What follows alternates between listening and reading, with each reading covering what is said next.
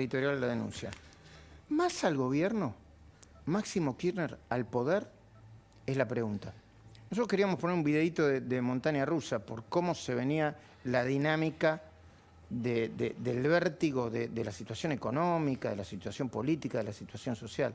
Quizá después tengamos tiempo de ponerlo, pero te da la sensación de montaña rusa. La situación del gobierno y del país es tan compleja que ya se habla de un fuerte golpe de timón político y económico. Entre comillas, Sergio Massa al gobierno y Máximo Kirchner al poder o con más poder, es la pregunta que se hacen dentro y fuera del cuarto gobierno kirchnerista. Esto significaría, de acuerdo a las versiones, que Massa volvería después de más de 10 años a la jefatura de gabinete y que Máximo asumiría, podría ser, la presidencia de la Cámara de Diputados o colocaría en ese lugar clave a un incondicional de él. Cerca del presidente siguen diciendo que Santiago Cafiero es inamovible, pero quienes hablan con Massa no consideran el enroque descabellado. Massa no habló de esto, ni en público ni hasta donde yo sé en privado. Solo plantean, gente que conoce a Massa, un inconveniente si se produjera este enroque, el desbalance de poder que se produciría en el trípode político del Frente de Todos. Entre comillas dicen los seguidores de Massa, ahora Sergio puede opinar con libertad y decirle en la cara tanto a Alberto como a Máximo lo que piensa de verdad. Como jefe de gabinete, quizá tenga más poder, pero menos autonomía. ¿Se entiende, no? Responde al Poder Ejecutivo. Y por otra parte, dicen los amigos de Massa, si Sergio se va, ¿quién podría funcionar como dique de contención en diputados para equilibrar el poder de Cristina? Argumentan. Dan muchos ejemplos sobre cómo aparentemente lo equilibraron. Pero fuentes cercanas a Alberto, a Massa, a la Cámpora, y esto es importante, descartaron otras versiones más extremas, como la renuncia del presidente y la convocatoria a una asamblea parlamentaria para definir su sucesión. ¿Se entiende eso por el ruido de que hablan del autogolpe? Voy a poner un entrecomillado de fuentes con las que hablé. Que se lo saquen de la cabeza. Esto no es igual a diciembre de 2001 y Alberto no es Fernando de la Rúa. Eso no va a suceder con el peronismo en el poder. Me explicaron palabras más, palabras menos. Pero la semana que pasó fue, en serio, una montaña rusa. Ahí está la montaña rusa. ¡Qué vértigo! El viernes 25 de septiembre pasado hubo un encuentro clave. No el viernes el viernes 25 de septiembre pasado. ¿Sabes que yo no lo vi publicado en los diarios? El presidente recibió, junto a Gustavo Vélez y sin Martín Guzmán, al ex ministro de Economía, Roberto Lavagna. Lavagna dio su opinión sobre lo que está sucediendo.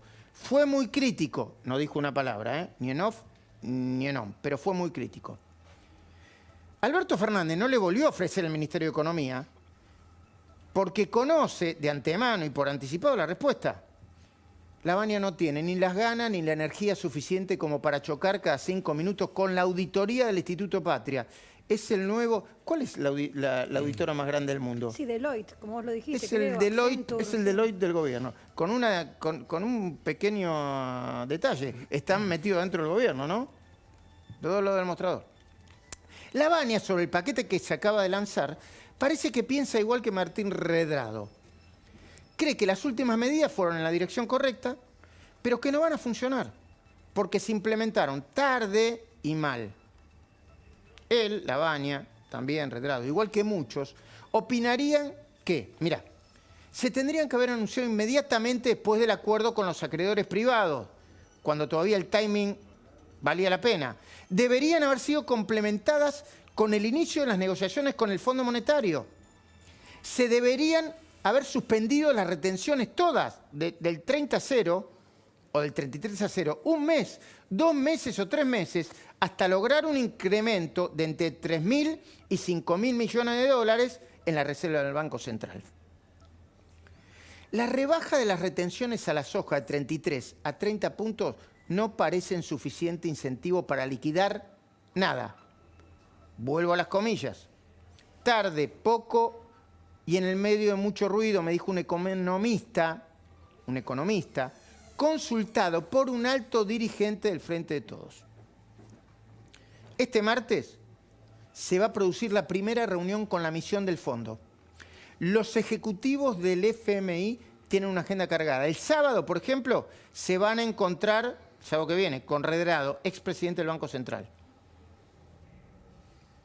Redrado, por ejemplo, cree que no sería una mala salida para el gobierno pedir al fondo un préstamo de unos 5.000 millones de dólares, si se los dan, ¿no? Cumpliría con un doble propósito, detener la fuga de divisas. Hay fuga de divisas también en este gobierno, ¿viste? Que dicen que ellos decían que había fuga solamente con Macri. Y que la administración empiece a mostrar un rumbo económico menos caótico y confuso. Eso si no empiezan. Evo Bonafini, Daddy Brieva, diciendo, no, al fondo no le tenemos que pedir porque pi. ¿Es consciente Alberto Fernández de la envergadura de la crisis hoy?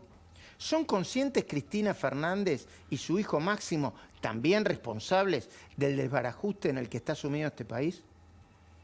Dos prestigiosos economistas del peronismo, no cristinistas, cercanos a los gobernadores y los intendentes, afirman, primero, que el PBI de este año va a terminar con una caída del 13%, la más importante de la historia de la Argentina, en un año. Que la pobreza quizás supera hacia fin de año el 50%. Que el desempleo va a trepar, no al 3 y pico como ahora, al 15%. Estos dos economistas comparten una versión relativamente optimista sobre la economía del año que viene. Dicen que en 2021 se podría llegar a un crecimiento del 6%. Que en 2022, falta como 1000 años, la Argentina podría crecer un 3%. Y en 2023 un 2% más. Ellos plantean una agenda inmediata optimista, lógica. De repente el gobierno cambia y aprueban en 5 minutos el proyecto de ley de la economía del conocimiento. Bueno, de repente el gobierno cambia y reactivan el plan gas. YPF, vaca muerta. De repente se aprovecha el aumento del valor de los commodities en el mundo y empiezan a entrar dólares. Y en un esquema financiero con mucho menos cepo, estos dos economistas solo dudan por un pequeño detalle. Hay un pequeño detalle, en este domingo. Temen que el Banco Central se quede sin dólares en un par de semanas más y que el gobierno se vea compelido a elegir entre dos alternativas igualmente dramáticas. Una, mega devaluación. No la devaluación por parte que se está haciendo ahora importante, pero por parte. Y otra, la del Instituto Patria, una versión 2020 de Vivir con lo Nuestro. Más cerca de la economía de Venezuela que de la del resto de los países de América Latina. Dentro del propio gobierno admiten que la descoordinación del equipo económico ya no se puede ocultar. Cada uno defiende su metro cuadrado. Miguel Pérez, el Banco Central, Matías Culfas, el Ministerio de la Producción, Mercedes Marcó, el PON, la FIP. Por otra parte, Guzmán no se termina de consolidar como un ministro que concentra todas las variables y contiene a todos los sectores. Recién lo hablábamos con Prat Gay. Hay un descontento generalizado con varios ministros, pero la mayoría le apuntan a dos. Uno es María Eugenia Bielsa, el otro es Matías Lamens. Se quejan porque consideran que ambos ya tendrían que estar aprobando y ejecutando los presupuestos para reactivar dos sectores especialmente golpeados por la pandemia, el de la construcción de viviendas y el del turismo. Y dicen dentro del propio gobierno, comillas, si no quieren firmar y aprobar los presupuestos porque le tienen miedo a las causas penales, que renuncien a los ministerios. Esto me lo dijo un importante dirigente de la coalición gobernante. Pero hablando de causas penales, y ahora viene, prepárate. Tengo que darte una noticia impactante, de último momento.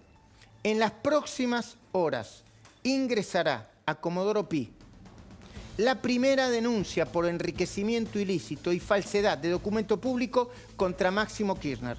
La va a presentar la abogada experta en asuntos de corrupción, Silvina Martínez. Ahora vamos a hablar con ella. Ya está conectada.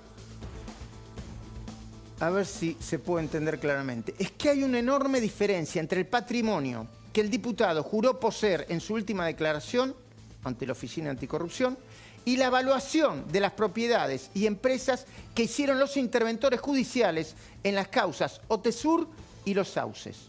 Los interventores calculan una fortuna que, incluyendo sus cuentas en dólares, en pesos, los inmuebles y las empresas, escuchen bien, alcanzaría los 25 millones de dólares. No lo inventé yo, Silvina tampoco, dicen los interventores.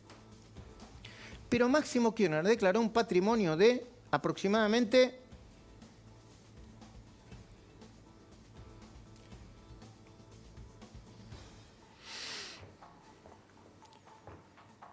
$5 millones, es decir, unos 20 millones de dólares menos.